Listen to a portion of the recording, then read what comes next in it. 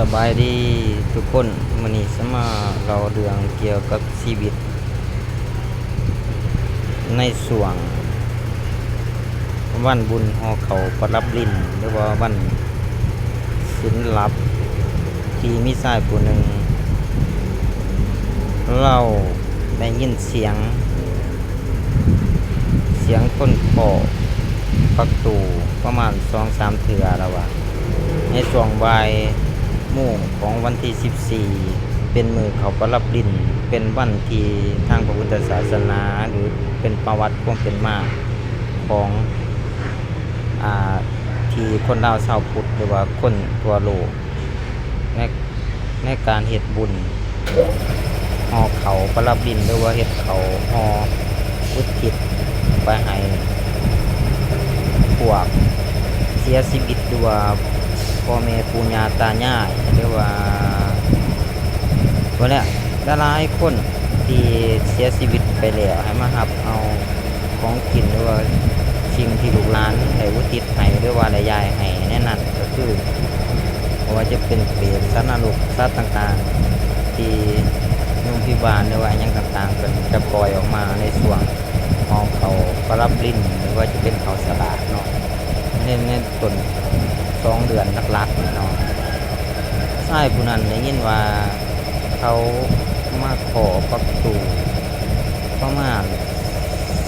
2-3 เทื่อแล้วจะออกมาเบิ่ง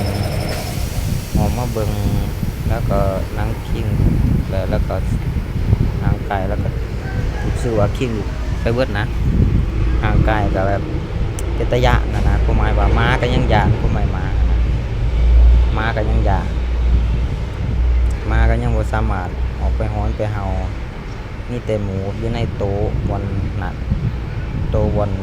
เรานั่งกินข้าวหรือว่าโต๊ะบนเพื่อนเราหั่นแหละแล้วก็บ่ได้มีหยังแล้วก็มีแต่บอกว่าแล้วมื้ออื่นสิไปใส่บาตรให้เด้อแล้วก็มีแต่บอกแต่เท่านั้นนี่มันสิอาจเป็นความเชื่อว่าจังได๋วะเป็นความเชื่อตามบุคคลหรือว่าเป็นความเชื่อตามปู่ย่าตายายหรือว่าเฒ่าแก่เว้าคันลักดิษไสยศาสตร์เอิ้นว่าอาจจะมีผีมีหยังนี่ประมาณนี้เนาะผีแม่หมอกแม่ไม้ว่าซั่นว่ามาเอาอยากมาเอาเป็นผัวที่เขาไปลงไปหยังเบิ่งประมาณนี้แต่ว่าลักพระพุทธศาสนาแท้ๆนี่เพิ่นจะบอกว่าการที่เฮาเกิดมาเป็นมนุษย์หรือว่าเกิดมาเป็นคนแล้วนี่เพิ่นบอกบ่ให้ประมาทในวัยเล็กหรือว่าวัยกลางหรือว่าวัยแก่ให้เฮามีสติแล้วก็มันสร้างความงามคุณดีสร้างความงามความดีไว้เพิ่นบอกว่าแล้วก็ให้มีสติอยู่กับลมหายใจเข้าออกดีแท้ๆคือเฮานั่งฝึกสมาธิจัก5 นาทีจัก10 นาทีหรือเฮาจะไหว้พระสวดมนต์แผ่เมตตาหรือก็เฮาอาจจะเฮ็ดทำบุญใส่บาตรตักบาตร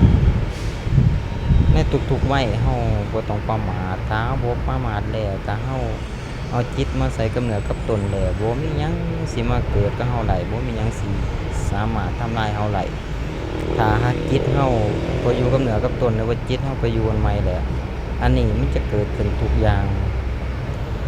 เนาะ